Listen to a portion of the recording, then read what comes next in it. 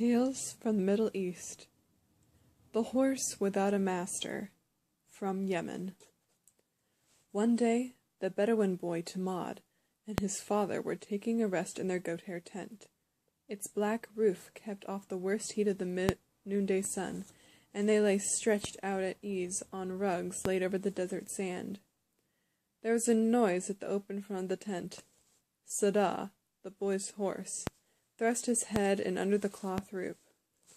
Little by little, the horse edged his way into the tent, out of the burning sun. Tamad and his father laughed. This often happened, and usually they did not drive their favorite horses out of the cool shade. Sada knows he is well off wherever his master is, Tamad's father told him. I know a tale about a horse that once thought he would be far better off without any master at all. What happened to that horse, my father? Tamar said. It took place in the days when horses could talk, his father began. Now, this horse was not happy and gentle like Sada is. His spirit was wild. He wanted above all things to be free. He complained to the other horses. He complained to the camels. But the only answer he got from the animals was, "You are a fool, O horse. You do not know when you are well off." Then the horse complained to his master, saying, "What is the reason that I should have to carry you here and carry you there? Am I not bigger? Am I not stronger than you? A man is a poor weak creature compared to a horse. Why should I do your bidding?" "I am indeed smaller, O horse," his owner replied, "and I am not nearly as strong as you are. But you cannot do without me in the desert. Perhaps it is different in other lands, but the desert can be very cruel. I give you your food. I find you green grass to eat. I bring you barley and warm camel's milk. I even share my tent with you.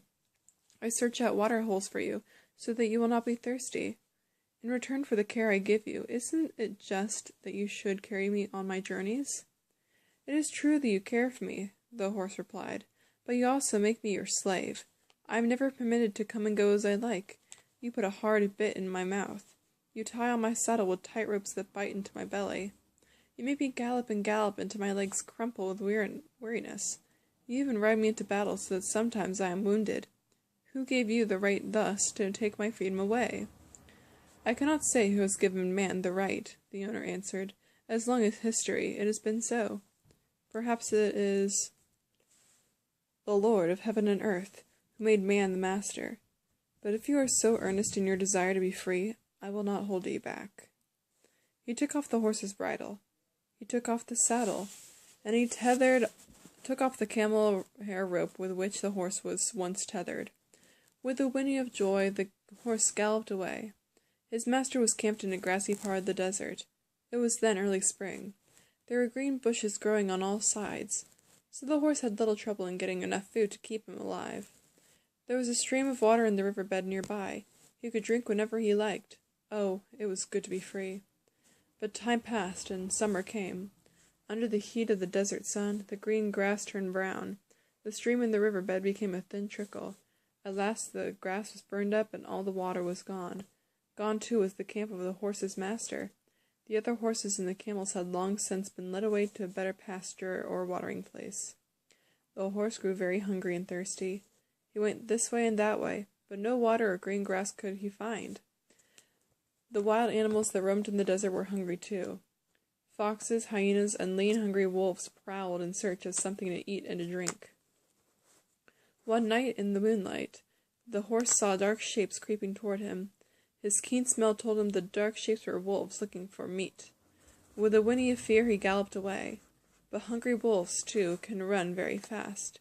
They ran more swiftly than the horse's weak legs could carry him, and they leapt on his back.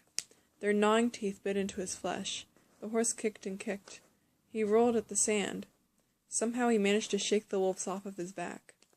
He kicked at them madly and drove them off, bleeding and wounded. For the moment, he was safe. But he knew he would not be safe very long, for other hungry beasts were roaming the desert. "Alas, alas!" the bleeding horse cried to himself. "No bridle bit, no saddle rope, none of my master's battles ever gave me such wounds as the teeth of those hungry wolves. If only I were safe now in my master's camp! How happy I was there! Seldom was I hungry, not long was I thirsty. No journey of my master's ever made my legs as weak as they are now. I shall go seek him." "Did the horse find his master, O my father?" Tamad said. "I was not there, my son, so how can I say? But since we cannot know with certainty, let us hope that the horse soon found his master's trail. Let us hope, too, that his master forgave him and took him back into his camp."